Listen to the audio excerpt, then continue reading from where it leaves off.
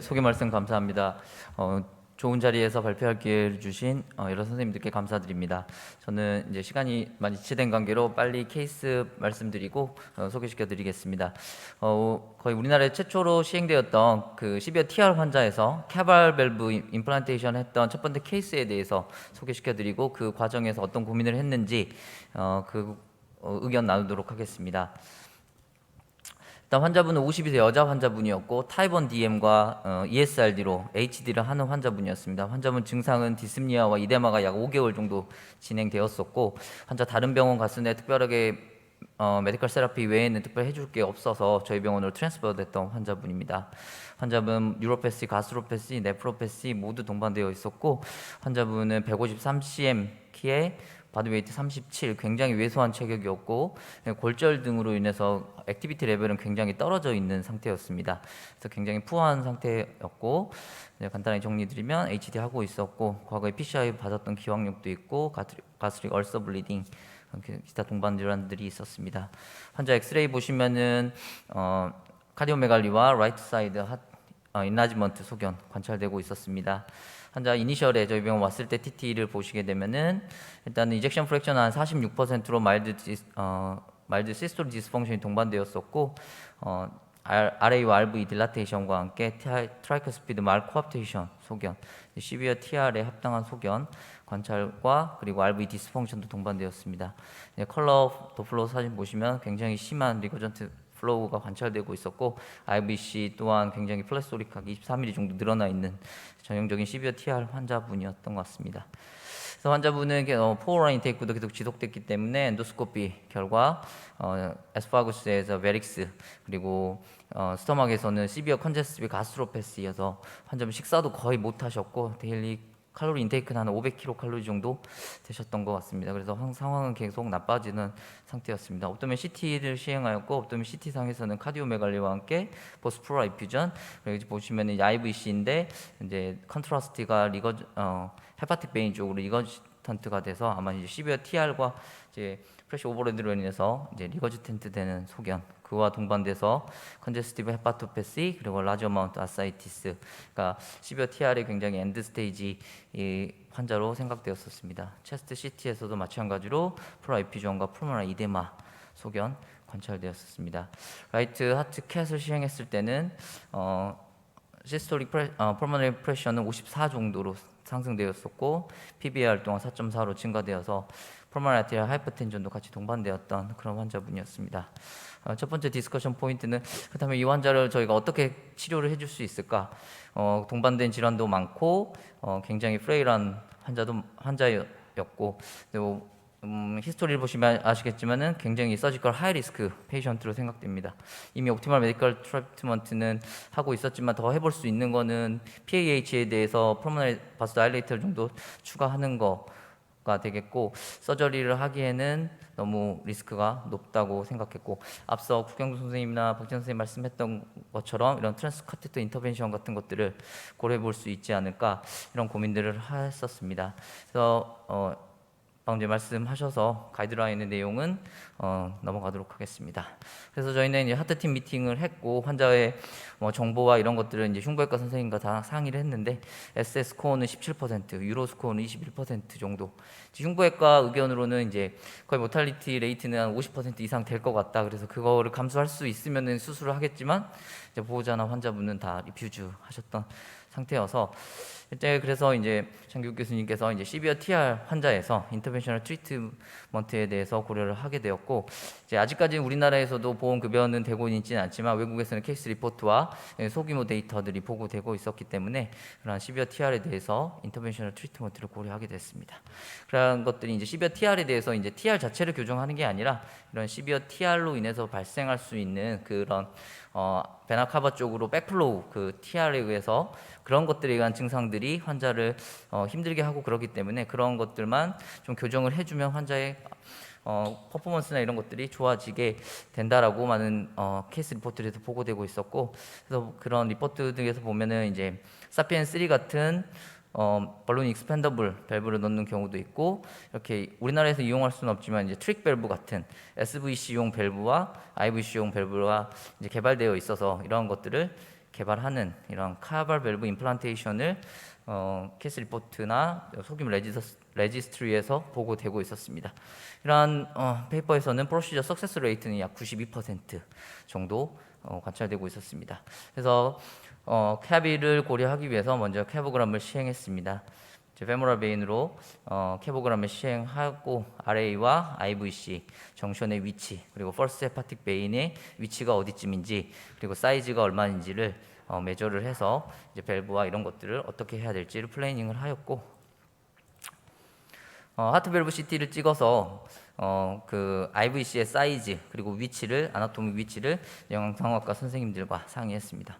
환자면 특히나 또 HD를 하고 있던 환자분이었고, 자체적으로도 뭐 시스톨과 다이어스톨의 페이스에 따라서 IVC는 볼륨 스테이스에 다 바뀌는 것도 있지만, 환자가 HD를 하고 있었기 때문에 이제 투석을 하기 전과 후에 따라서도 이런 그 베나카바의 크기 이런 것들이 달라질 수 있어서 많은 고민을 하셨던 것 같습니다. 그렇다면 이제 두 번째로 고려했던 게, 그러면 어떤 밸브를 넣을 것인가? 자, 베나카바 같은 경우에는 이제 뭐 에오틱 밸브나 마이트랄 밸브처럼 서포팅 시스템이 없고 볼륨 스테이터스에 따라서 굉장히 버라이빌리티가 크고 환자에서는 다이얼리시스를 하고 있었기 때문에 그러한 것들이 1차적으로 고민되었고, 특히나 또 이제 우리가 쓸 수 있는 그런 인터벤셔널 밸브가 사피엔이나 에볼루 정도밖에 이용할 수 없었는데, 이러한 것들이 과연 적합한가, 이런 것들, 그리고 환자는 IVC에만 넣을 것인가 아니면 SBC 둘 다 양쪽에 다 넣을 것인가,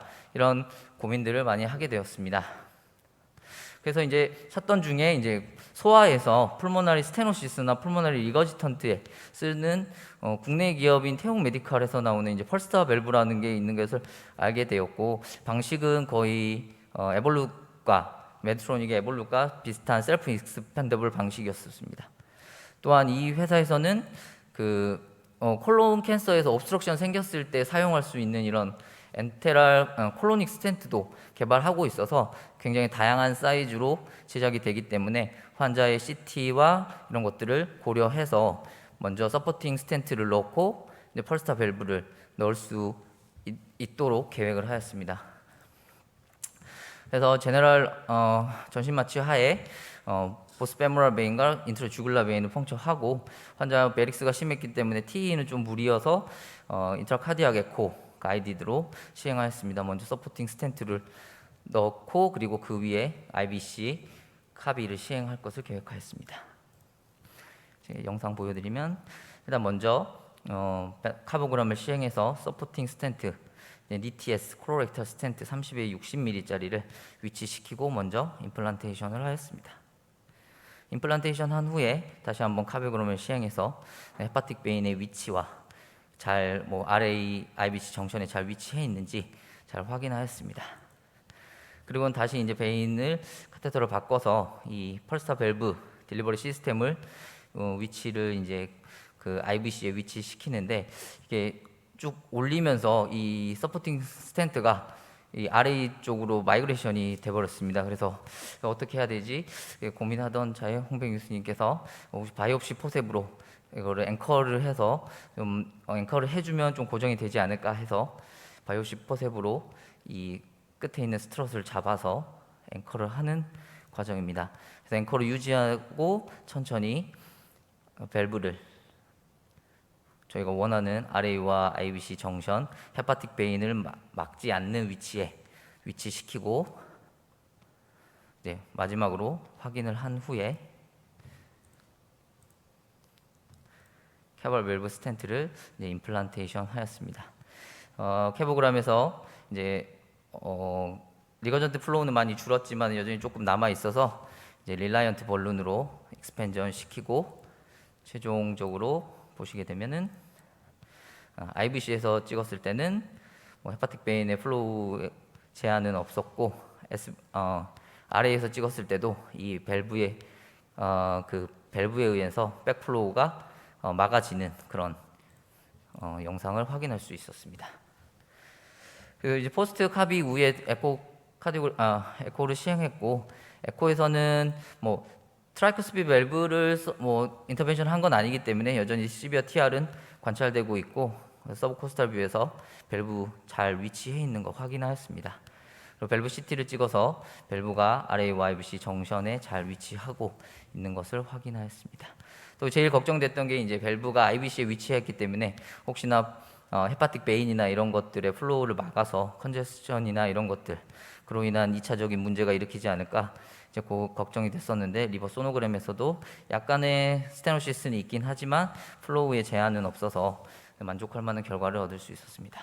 환자 시리얼하게 체스트 엑스레이 쭉 확인해 보시면은 이제 POD 1일째 라이트 플로어 에피전이 굉장히 많이 차 있고 하는 것들이 관찰되고 있었지만 18일째, 60일째 플로어 에피전은 호전되고 외래에서 잘 팔로우업 중인 환자분이었습니다.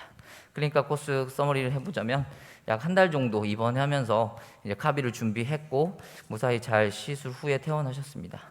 OPD 첫 번째 복부 팽만이나 다리 부종은 많이 사라졌고 컨디션은 더 좋았으며 OPD 두 번째 오셨을 때 컨디션 훨씬 더 나아서 현재 잘 외래 추적 관찰 중인 환자분입니다. 3months의 에코카디오그램에서는 이젝션도 58%로 좋아졌고 TR Vmax도 어떤 이유에 의해서인지 2.3mm로 감소된 소견, 그리고 RV 베이스 사이즈도 약간 감소되고 밸브 잘 마이그레이션 없이 잘 위치된 것을 확인했습니다.